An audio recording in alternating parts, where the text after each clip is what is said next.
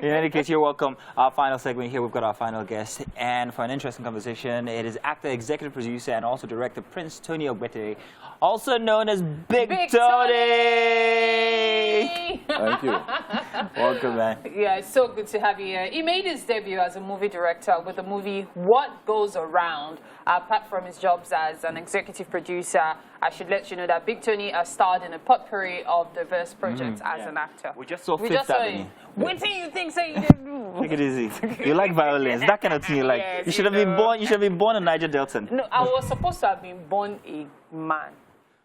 Well, let's not go into that conversation. We're talking about Big Tony now. Okay. Great.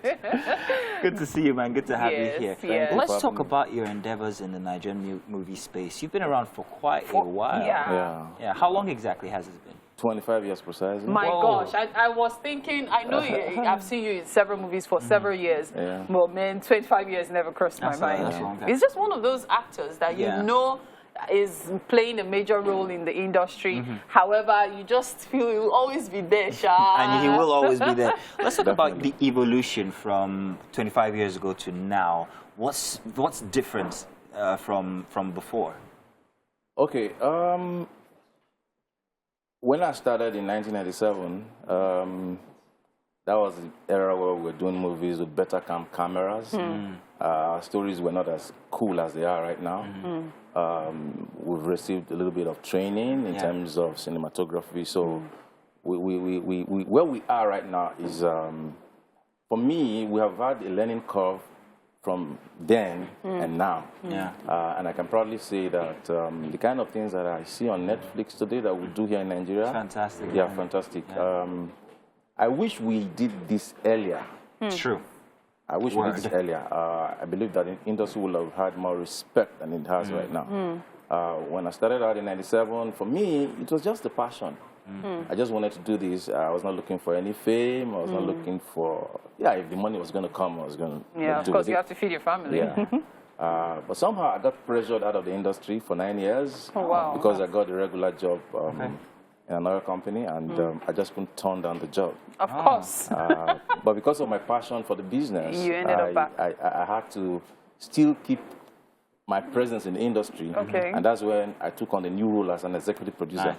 So I was now investing my money. Now I get it. Now I see that. I started producing movies like once every year. And when you produce movies, it seemed like you had a message to pass across. Like Fifth Avenue we just saw now is something that's quite relative to you as a Delta-born individual. You're from Delta State, Isoko, if I'm not mistaken. And I'm from there myself, and I know what goes on in the Niger Delta. I've been to places where there's so much wahala when it comes to the oil palava. Exactly. So is that intentional? Every project that I get involved in has some kind of thematic relevance to society. My first production was Dirty Diana. It addressed prostitution as a topic, and then The Prodigal Brother was something that highlighted how young people from, especially Warri, come to Lagos with maybe little or no education, and they make it in the comedy business. I'm actually going to ask you a question about that, but please go on. Yeah, so that was the theme that I addressed with The Prodigal Brother. And then in fact, let me not just go through each project like that. Every single project that I've done has something that I address as an issue. You just saw Fifth Avenue. It addressed militancy in the Niger Delta and how the oil companies are causing a lot of pollution there.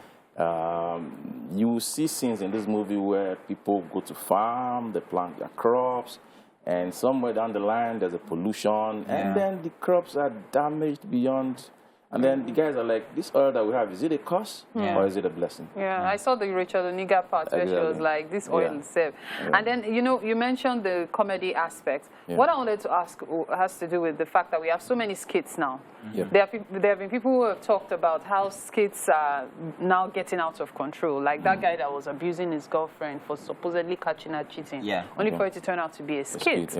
And so, I don't know what your thought is about the skits industry in Nigeria, and if it has any effect on acting itself. Yeah, true. Nice one. I'm not going to lie to you, man. When they started this skit thing, I started telling people that if there's no control over it, it's going to go overboard. And that's exactly where we are right now. Yes. I said it before it happened. I'm not a prophet, but I tend to see a lot of things before they happen in the industry. Because you've been there for a while, true. There are things that I said around 2001. People didn't believe me. They were even telling me that I'm a prophet of doom. When they started happening in 2006, they said, you said it.